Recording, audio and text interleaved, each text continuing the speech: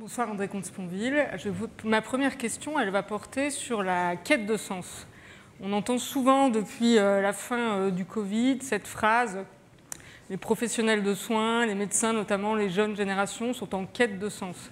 Ça peut paraître surprenant car de par leur mission envers les patients, ils ont un travail qui donne du sens, beaucoup plus sans doute que d'autres professionnels. Je pense au concept des bullshit jobs de David Graeber, anthropologue, c'est-à-dire les métiers dont les titulaires eux-mêmes n'arrivent pas à trouver la finalité et le sens. Clairement, ce n'est pas le cas des soignants.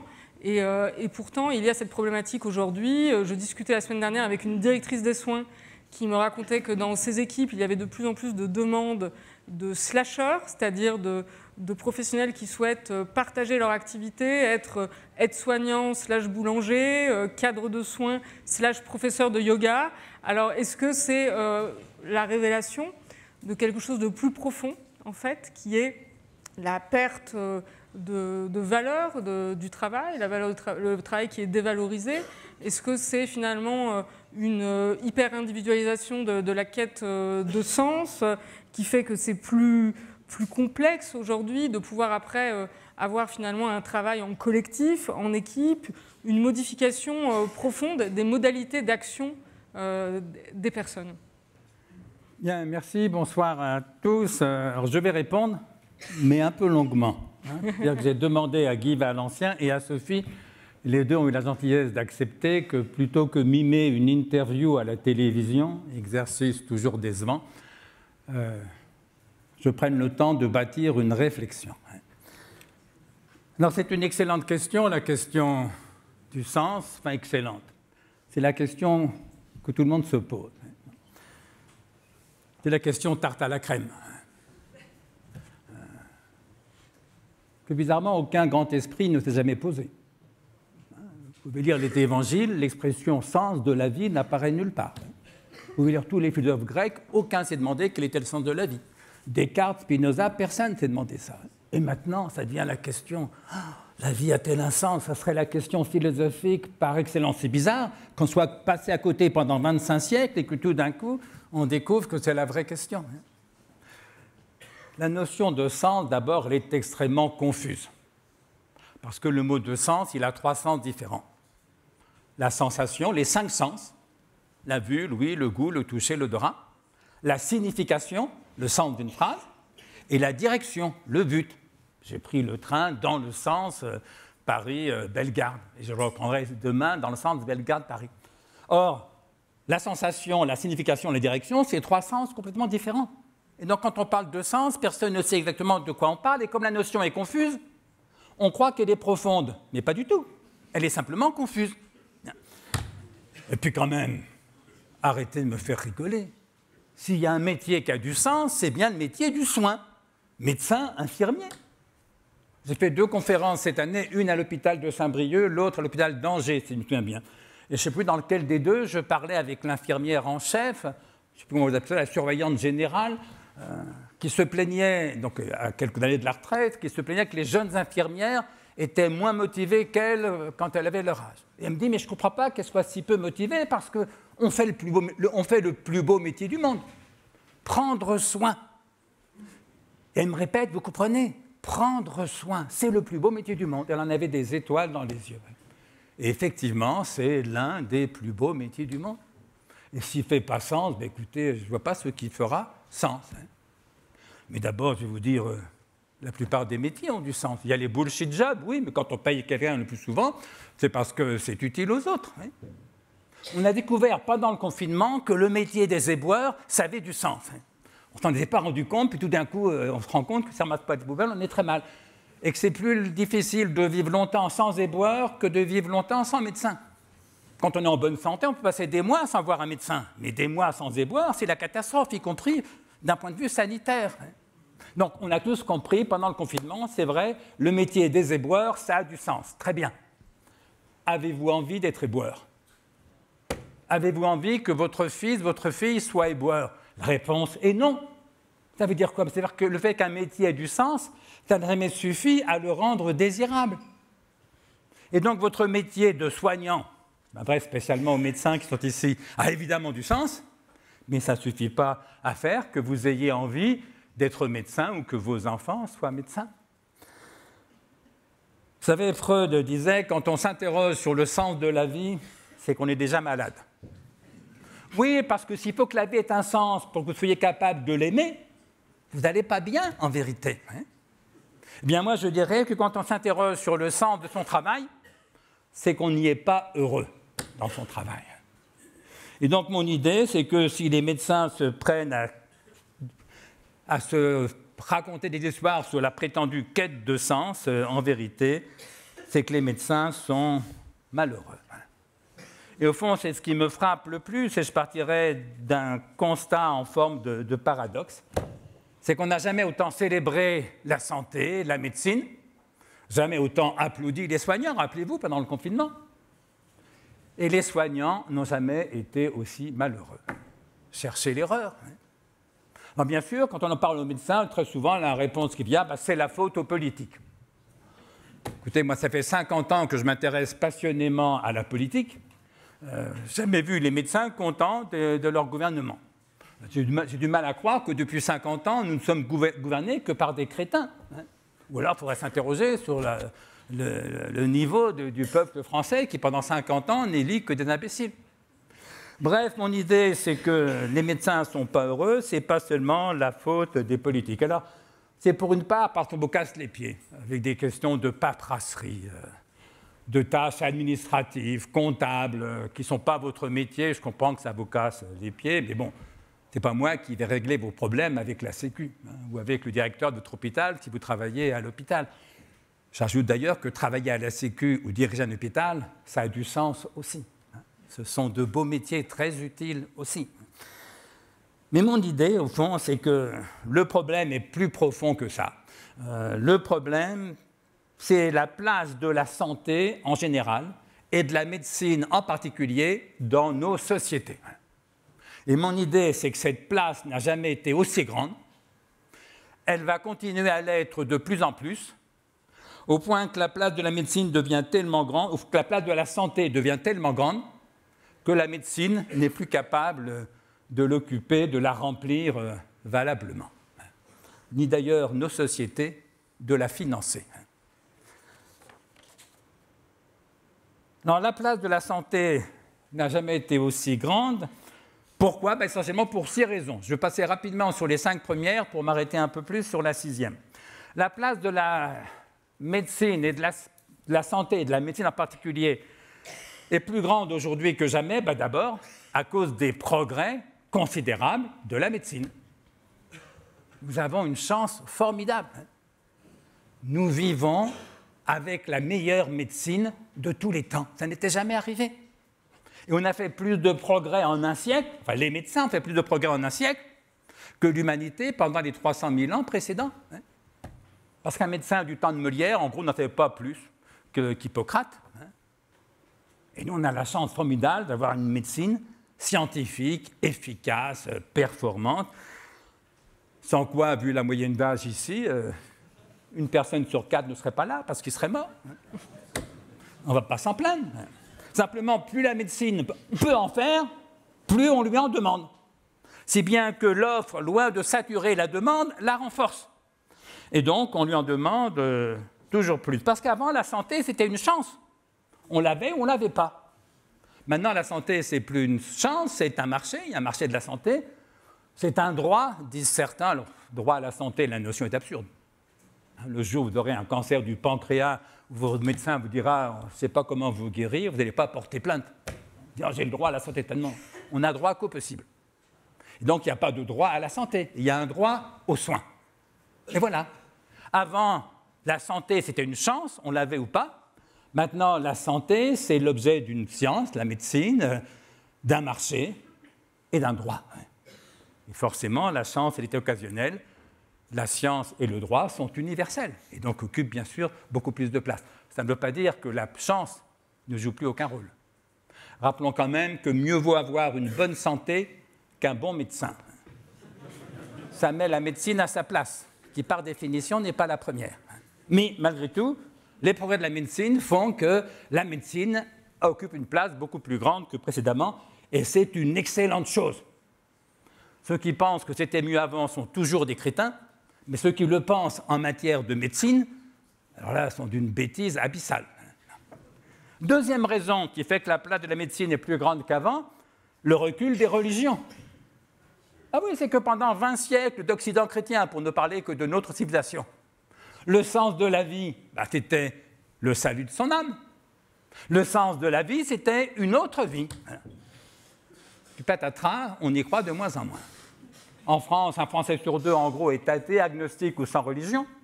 Mais même ceux qui croient en Dieu, j'ai sous les yeux un sondage du Pèlerin, journal catholique, qui nous apprend que même chez les catholiques, il n'y a plus que 13% des catholiques qui déclarent croire en la résurrection. C'est les catholiques en général, il n'y a plus que chez les catholiques pratiquants, ceux qui vont à la messe tous les dimanches, une petite majorité qui croit à la résurrection. Mais ça veut dire que massivement, pour nos concitoyens, et j'en fais partie, et pour la première fois depuis 20 siècles, peut-être depuis 300 000 ans, la mort est devenue vraiment la mort. Pas une autre vie, mais la fin de la seule vie qui nous soit offerte, celle-ci. Et comme la vie devient unique, bien sûr, elle devient de plus en plus précieuse. Et donc, il devient de plus en plus important de la garder, et donc la santé devient de plus en plus importante. Souvent, quand je me présente devant les médecins, j'appelle ça du salut à la santé. Eh oui, parce que pendant 20 siècles d'Occident chrétien, le sens de la vie, c'était faire son salut. Et maintenant, le sens de sa vie, c'est de préserver sa santé. C'est comme une revanche de l'étymologie, parce que salus, en latin, d'où vient salut, le premier sens, c'est santé. Comme on le voit en espagnol, quand on trinque en Espagne, on dit salud, santé. Eh bien, voilà que la santé a pris la place du salut. Autrement dit, la médecine est en train de devenir notre religion. Sauf que je vais vous dire, je ne voudrais pas être désagréable avec les médecins, mais enfin, la santé n'a jamais sauvé personne. La médecine non plus. Et donc, si vous comptez sur votre bonne santé pour que votre vie ait un sens, vous êtes totalement à côté de la plaque. Troisième raison qui fait que la place de la médecine est plus grande que jamais, le vieillissement de la population. Parce que ce sont les vieux, le plus souvent, qui tombent malades. Et c'est heureux, heureusement que les jeunes, le plus souvent, sont à peu près préservés. Vous savez, un de mes fils est médecin, et quand il terminait ses études de médecine, il avait un moment pensé à faire une spécialité en gérontologie. Moi, je trouvais ça un peu triste. Je me dis, mais pourquoi gérontologue? Les vieux, c'est triste. Il me dit, non, mais les vieux, c'est génial. Ils ont toutes les pathologies. Ah oui? Et donc, une société qui vieillit a de plus en plus de pathologies et donc va de plus en plus souvent voir le médecin. Un de mes copains me disait il y a quelques mois, quand on était jeunes, on se rencontrait, on se racontait nos histoires d'amour. Maintenant, on se rencontre, on se demande des nouvelles de notre santé. Or, le plus souvent, elles ne sont pas bonnes. L'autre jour, il y a quelques mois, on dînait 3 couples, 6 personnes, 3 hommes. Les 3 hommes avaient fait un AVC, j'en faisais partie, dans les mois qui précédaient. Les 3 avaient un petit truc sous la peau au niveau du cœur pour vérifier leur rythme cardiaque. Et les 3 étaient soit sous anticoagulants, soit sous aspirine à taux pédiatrique. C'est ça, vieillir. Et donc, une société qui vieillit, forcément, va demander de plus en plus souvent quelque chose à la médecine. 4e raison, l'aversion au risque. Alors, c'est lié au vieillissement. Parce que c'est les vieux qui ont peur du risque. Les jeunes ont plutôt une appétence au risque. Quand vous voyez un gamin de 16 ans partir en mobilette sans casque sur sa roue arrière, vous avez peur pour lui. Alors que le vieux de 80 ans qui descend l'escalier, qui tient bien la rampe, parce qu'il a peur de tomber. C'est terrible, parce qu'il a tellement moins à perdre, le vieux, que le jeune. Alors, vous savez, moi j'ai 72 ans, je ne veux pas être désagréable avec ceux qui ont quelques années de plus, mais quand je descends l'escalier maintenant dans le métro, je ne tiens pas la rampe, c'est ma fierté, mais je marche près de la rampe, parce qu'on ne sait jamais. Je suis tombé 2 fois dans le métro, alors, les 2 fois par chance c'était en montant, en tombant c'est casse-gueule quand même. Et donc, plus on vieillit, plus on a peur du risque. Et comme le principal risque dans nos sociétés, qui sont très peu dangereuses, Encore, il faut arrêter de s'affoler un peu parce qu'il y a un meurtre affreux à la télé, enfin pas seulement à la télé malheureusement, mais on n'a jamais vécu dans une société aussi peu dangereuse qu'aujourd'hui. À l'échelle de l'humanité, on est une société incroyablement sécure. Le seul vrai risque, c'est de tomber malade. Enfin, statistiquement, le risque, vous avez la chance, le risque de vous faire assassiner ou de mourir d'un attentat terroriste, il est tellement faible que ce n'est même pas la peine d'y penser. Votre chance de tomber gravement malade, 100%. Et donc, plus on a peur du risque, le risque principal devenant la maladie, plus à nouveau on va en demander à la médecine. Or, cette aversion au risque devient quand même un peu hallucinante. Il y a 1 ou 2 ans, je ne sais plus, je faisais une conférence pour les médecins, sponsorisée comme toujours par de grands laboratoires pharmaceutiques. Et donc, pendant la pause, je vais boire un verre avec les patrons du laboratoire pharmaceutique qui me payaient, en l'occurrence. Donc, parce qu'il n'y a vraiment que chez Guy Valencien que j'interviens bénévolement. Je le dis pour ceux qui sont dans la salle. N'essayez pas, la réponse est non. Voilà. Sauf association humanitaire. Voilà. Dans le monde médical, non. Vous ne travaillez pas bénévolement à l'hôpital, moi non plus. Donc je vais voir les patrons du laboratoire pharmaceutique. Le thème, c'était le risque. Alors je leur dis, il y a une telle aversion au risque maintenant que si on venait de découvrir l'aspirine ne serait plus en vente libre. Il faudrait une ordonnance. Et les patrons du labo me disent, mais ce n'est pas la question. Il n'y aurait pas d'aspirine. Je leur dis, mais pourquoi? Ils me disent, c'est simple. Vous avez une nouvelle molécule. Vous la testez sur le rat. L'aspirine sur le rat, elle est létale à 5 grammes. On arrête tout de suite. Aucun laboratoire, me disent-ils, ne fera des recherches sur une molécule qui est létale chez le rat à 5 grammes. Or, l'aspirine est un excellent médicament, dangereux comme tous les bons médicaments, mais excellent, car sinon sauver la vie, du moins améliorer la vie de millions de migraineux. Je pense que statistiquement, il y a bien 10 ou 20 personnes qui en prennent tous les jours, là encore, à dose pédiatrique. L'an passé, j'ai une conférence devant l'Académie des chirurgiens. Je parle avec le président, il m'invite à déjeuner, il m'explique qu'ils ont fait des progrès énormes en chirurgie, en 50 ans, vraiment énormes. Il me dit, maintenant, on ne pourrait plus les faire. Parce qu'il y a de tels protocoles qui visent à diminuer tous les risques qu'on ne pourrait plus faire les progrès qu'on a faits en prenant des risques. Et donc, une société qui vieillit a une aversion au risque grandissante, et donc, on va compter sur la médecine pour réduire le risque. Supprimer le risque, comme disait le poème d'Éluard qui a été lu ce matin, comme si on pouvait. Mais c'est un échec assuré. Vous connaissez la formule géniale du docteur Knogg de Jules Romain. La santé est un état précaire qui ne présage rien de bon. Ça, c'est vraiment génial. C'est drôle, mais c'est drôle parce que c'est absolument vrai. C'est vrai à la lettre. Et donc, l'idée de supprimer le risque, c'est un contresens sur la vie. La vie, elle est risquée par définition. 5e raison qui fait que la médecine a une place plus importante que précédemment, la mort précisément. Oui, parce que le pire, c'est qu'on meurt toujours. N'en déplaise à Laurent Alexandre, c'est pas près de disparaître. Non, ça c'est agaçant. On fait des tas de progrès en médecine, on dépense des fortunes, ça nous coûte la peau des fesses à la société, et pourtant, on meurt toujours. Et ça nous choque d'autant plus que la mort devient socialement de plus en plus rare. Du temps où on mourait plus facilement, ça frappait moins. Montaigne, au XVIe siècle, écrit dans les Essais, « J'ai perdu 2 ou 3 enfants », littéralement. Il ne sait même plus combien il en a perdu. La vérité, c'est qu'il en a perdu 5. Lui, il écrit 2 ou 3. Alors, ma femme me dit, je pense que Madame Montaigne ne se serait pas trompée sur le chiffre. Ça me paraît vraisemblable. Mais ça veut dire que du temps de Montaigne, la mort d'un enfant, c'était tellement banal qu'on pouvait l'oublier. Aujourd'hui, on meurt moins, et donc la mort devient d'autant plus importante, et donc la vie aussi, et donc la santé aussi, et donc la médecine aussi.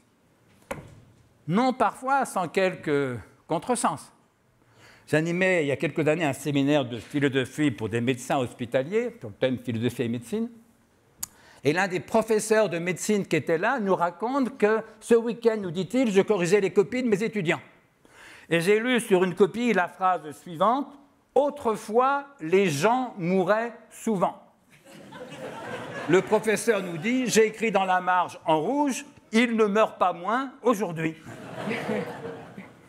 Médecine, où est ta victoire? Alors, ce qui est intéressant ici, c'est que l'étudiant a raison, en vérité. On meurt moins souvent qu'avant. C'est ce qu'on appelle le taux de mortalité.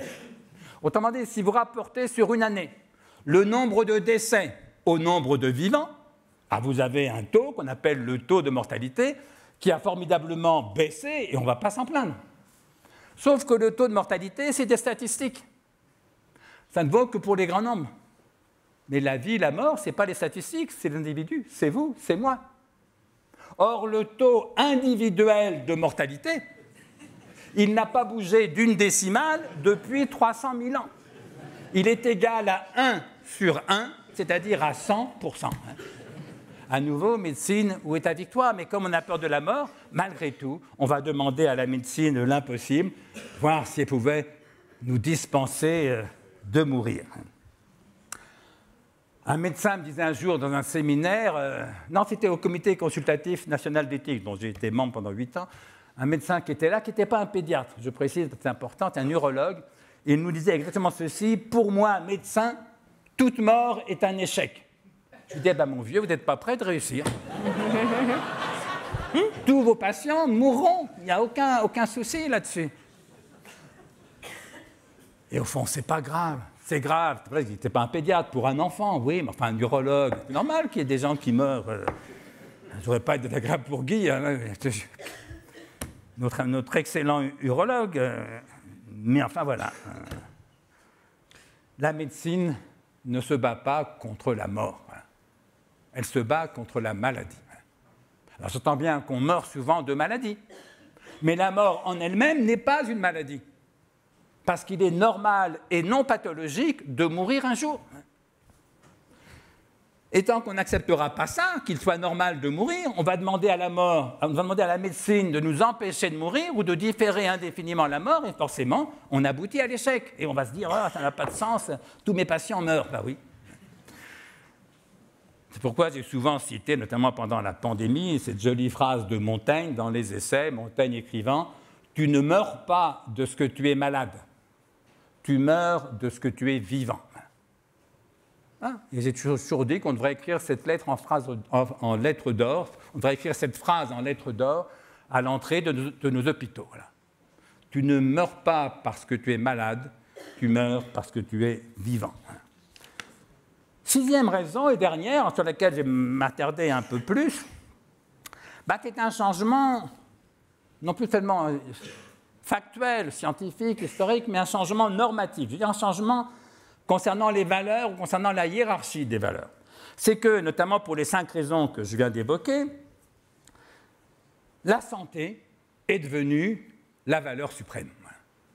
Avant, la santé, c'était un moyen au service de certaines valeurs, et de plus en plus, la santé devient non plus un moyen, mais le but ultime, et donc la valeur suprême. Au point qu'on aboutit à ce que j'ai appelé, il y a déjà 30 ans, je crois, très longtemps avant la pandémie, ce que j'ai appelé un pan-médicalisme. Vous savez que pan en grec, ou to, pan, ça veut dire tout. Panthéisme, ça veut dire que tout est Dieu, Dieu est tout.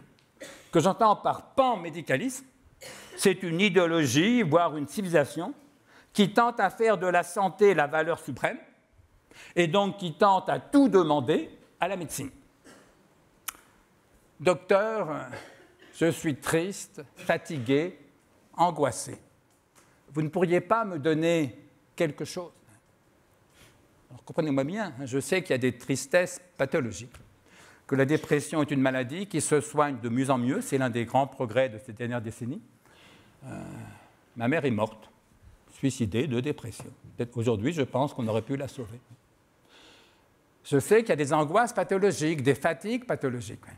Mais je sais qu'il y a aussi des tristesses non pathologiques, des tristesses normales, des angoisses normales, des fatigues normales.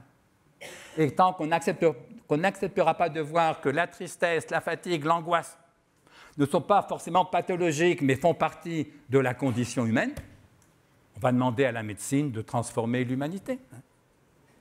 Un de mes amis, psychiatre et psychanalyste. Alors, psychiatre à Sainte-Anne, il est à la retraite maintenant, un psychanalyste en ville, comme on dit, me disait il y a quelques années qu'il était encombré dans son cabinet, en ville plus qu'à l'hôpital, de gens qui viennent le voir parce qu'il leur demande qu'est-ce qui vous amène. Il lui dit, je viens vous voir, docteur, parce que je fais une dépression. Alors, il me dit, je t'interroge. Alors je vois qu'en effet, certains sont déprimés, et je les prends, ou dépressifs, et je les prends en charge. Mais je découvre qu'une bonne partie d'entre eux, souvent la majorité, ne sont pas plus déprimés que toi ou moi. Simplement, ils sont malheureux. Ils sont malheureux parce qu'ils n'aiment plus leur conjoint, ou parce que leur conjoint ne les aime plus, ou parce qu'ils font un travail idiot ou harassant, ou parce qu'ils sont seuls, ou parce qu'ils... que sais-je. Ils sont malheureux. Vu la vie tellement difficile qu'ils mènent, être malheureux dans une situation, mais je dirais c'est une réaction de santé. Si avec un boulot harassant, mal payé, vivant dans la misère, seul ou n'aimant plus son conjoint, n'étant plus aimé, il venait voir le médecin en disant à son médecin « Docteur, j'ai une pêche d'enfer, qu'est-ce que je suis heureux ?» Alors là, on pourrait s'inquiéter, suspecter une euphorie morbide qui pourrait laisser craindre une bouffée délirante. Mais être malheureux quand tout va mal, ce n'est pas pathologique, ce n'est pas une maladie, c'est une réaction de santé. Donc voilà, à force d'en demander de plus en plus à la médecine, on finit par tout lui demander, c'est ce que j'appelle le panmédicalisme. Alors, 3 exemples pour rendre ce panmédicalisme plus concret. La première occurrence que je connais de ce panmédicalisme, c'est une boutade de Voltaire au XVIIIe siècle. Voltaire écrit joliment « J'ai décidé d'être heureux parce que c'est bon pour la santé ». Et cette formule est souvent citée, toujours positivement. « Ah, génial, Voltaire, j'ai décidé d'être heureux parce que c'est bon pour la santé ». Mais c'est une catastrophe. Le jour où le bonheur n'est plus qu'un moyen pour atteindre ce but suprême que serait la santé, on aboutit à un renversement complet par rapport à au moins 25 siècles de civilisation, où on considérait tout à l'inverse, que la santé était un moyen, certes particulièrement précieux, mais un moyen pour atteindre ce but suprême qu'est le bonheur. Et ce renversement qui est au cœur du panmédicalisme, c'est le contraire d'une bonne nouvelle. Deuxième occurrence du panmédicalisme, beaucoup plus récente, c'est un dessin de Sampé, il y a une dizaine d'années, dans je ne sais plus quel hebdomadaire, le Nouvel Obs, je crois. Dessin de Sampé qui représentait une église vide, dessinée de l'intérieur, une église gothique très bien dessinée, c'était du Sampé. L'église était vide, sauf que devant l'autel, il y avait une petite bonne femme toute seule, en train de prier, en train de parler au bon Dieu. Et qu'est-ce qu'elle lui disait au bon Dieu? Elle lui disait exactement ceci: mon Dieu, j'ai tellement confiance en vous que des fois, je voudrais vous appeler docteur. Dieu est mort, vive la Sécu. Sauf que ça ne fait pas sens. Que Dieu puisse donner un sens à la vie des croyants, j'en suis convaincu, c'est une de mes raisons d'être athée, mais le docteur, non. Alors bien sûr, Voltaire et Sampé, c'est des boutades. Et en l'occurrence, qui illustre une demande sociale. Ce n'est pas les médecins qui veulent occuper tout le terrain, c'est le corps social qui demande de plus en plus aux médecins. Mais disons que les médecins n'ont pas résisté toujours avec autant d'énergie qu'on aurait pu le souhaiter. J'en veux pour preuve la définition fort célèbre que l'OMS donne de la santé en 1946. Vous savez que l'OMS nous explique que la santé, ce n'est pas seulement une absence de maladie, ça serait trop simple. La santé, nous dit l'OMS, je cite, c'est un état de complet bien-être physique, mental et social. Et à chaque fois que j'entends quelqu'un citer cette définition, c'est toujours positif. Ah, vraiment, l'OMS, fort. C'est une définition folle. Folle. Parce qu'enfin, si la santé, c'est un état de complet bien-être physique, mental et social, rien que dans notre pays, il y a au bas mot 2 ou 3 millions de chômeurs et d'exclus qui ne sont pas en bonne santé et qu'il faut donc d'urgence envoyer voir leur médecin. Sauf à penser que les chômeurs et les exclus vivent dans un état de complet bien-être physique, mental et social, ce qui serait quand même un curieux paradoxe.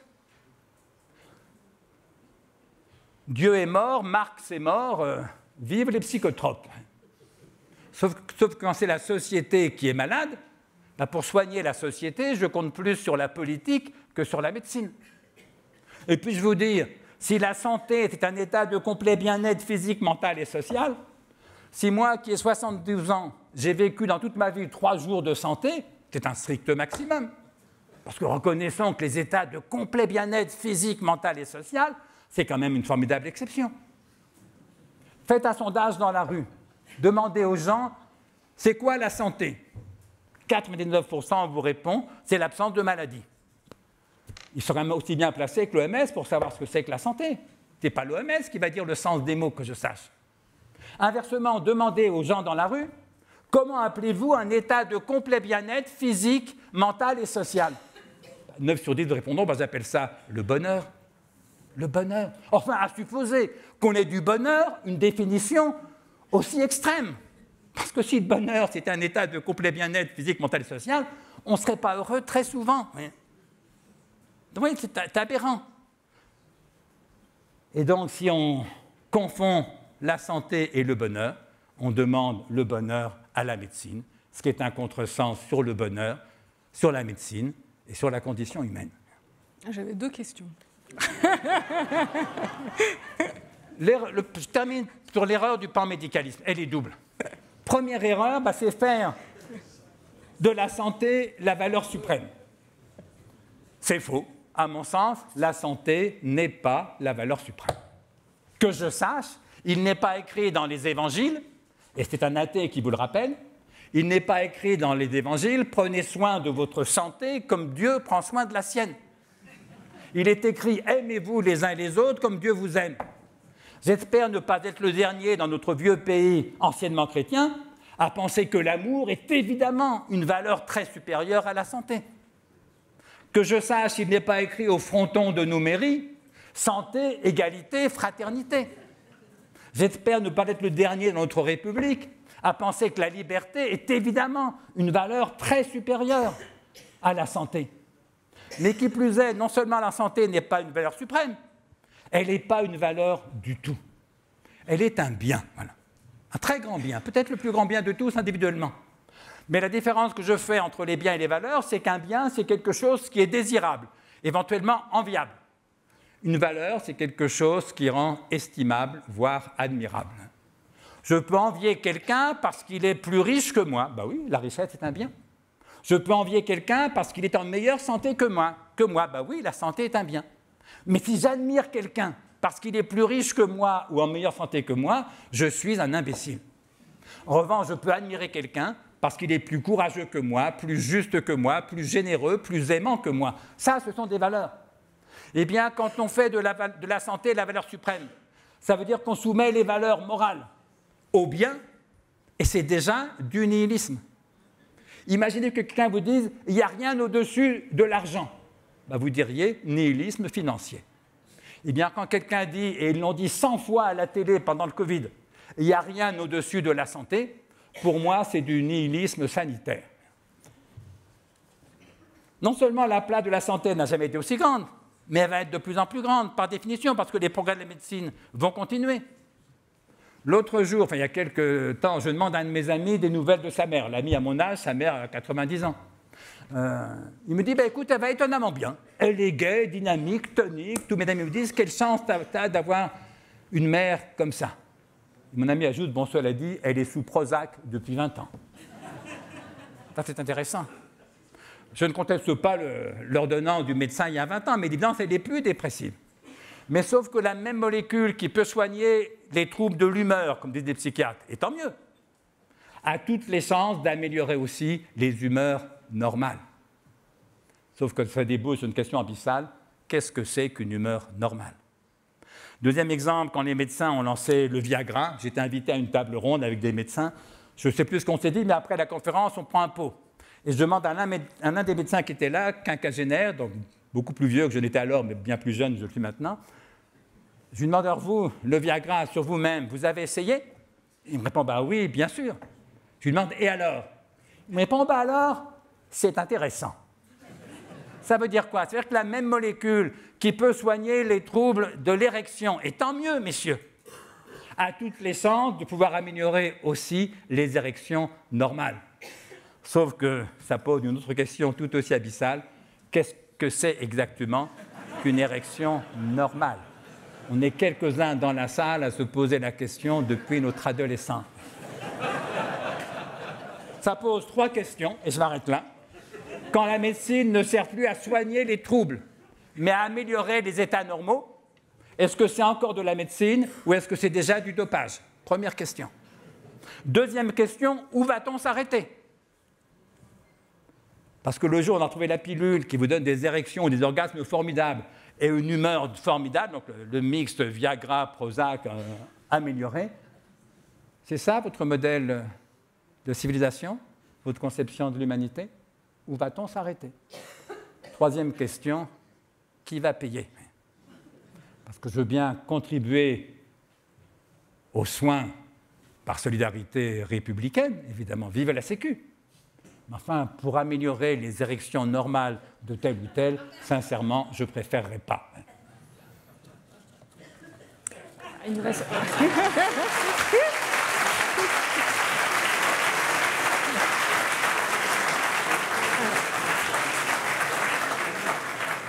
Il me reste 2 minutes 40, alors je vais être très rapide. C'était passionnant et je suis très heureuse d'avoir pu... Parlons des Rolling Stones. Alors, c'est les Beatles. Mais non, c'est sur l'hyperconnexion aussi, parce que je voulais qu'on en parle, parce que vous avez parlé du fait que les médecins, notamment, avaient des charges administratives. Mais quand on lit aussi les ouvrages, il y a Pascal Chabot au PUF qui vient de sortir un essai philosophique sur un sens à la vie et qui décrit le phénomène de l'hyperconnexion. Le fait d'être connecté avec beaucoup de personnes, d'avoir une masse d'informations, fait que lui, son analyse, c'est qu'on a du mal, du coup, à trouver le sens, puisque, comme vous l'avez dit, le sens, c'est un triptyque, la sensation, la signification, l'action, et que l'hyperconnexion empêche, en fait, de pouvoir trouver le sens à la vie. Et je voulais savoir ce que vous en pensiez. Si la vie a un sens, il est en vous. Il n'est pas sur les réseaux sociaux.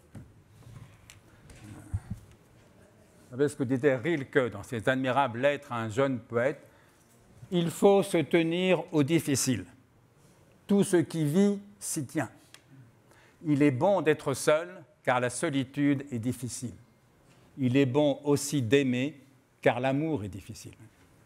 Et si vous comptez sur les réseaux sociaux pour vous dispenser d'assumer la solitude qui fait partie de la condition humaine, attention, moi je distingue l'isolement, l'absence de relation avec autrui, et ça c'est soit une pathologie, soit un malheur, soit souvent les deux, et la solitude, qui est une dimension constitutive de la condition humaine. Le Bouddha l'a dit, l'homme naît seul, vit seul, meurt seul. Et si on demande aux réseaux sociaux à la connexion de nous libérer du poids d'être soi, à nouveau, c'est un contresens sur la communication, sur la condition humaine. Effectivement, je voulais finir par une citation de John Lennon et vous demander ce que vous en pensez. John Lennon, c'est les Beatles, en fait. Oui. J'avais confondu. Et quand il est arrivé à l'école primaire, son instituteur lui demande « Qu'est-ce que tu veux faire dans la vie ?» Il dit « Je veux être heureux ». Et l'instituteur lui répond « T'as pas compris la question ?» Et John Lennon répond, il avait de l'assurance déjà à son âge, c'est toi qui n'as pas compris la vie. Et je voulais savoir ce que vous pensez de cette citation. Je suis content que ça soit un Beatles plutôt qu'un Rolling Stone, parce que moi, je suis du côté des Beatles depuis. Mais c'est lui qui a raison. C'est lui qui a raison. Le sens de la vie, si tant est qu'elle est un, c'est-à-dire ce vers quoi il faut tendre, c'est le bonheur, évidemment. Autrement dit, si vous trouvez que la médecine ne fait plus sens pour vous, parce que vous n'êtes plus heureux en tant que médecin. Et donc, il faut changer quelque chose, soit changer de métier, soit changer votre façon de pratiquer la médecine. Oui. Mais ne comptez pas sur votre métier pour faire votre bonheur. Aucun métier n'y parvient. Et donc, plutôt que la formule de Voltaire, moi, j'inverse la formule de Voltaire. Donc, je la remets à l'endroit. Moi, ce que je dis, c'est prenons soin de notre santé, parce que c'est bon pour le bonheur. Je vous souhaite une excellente soirée.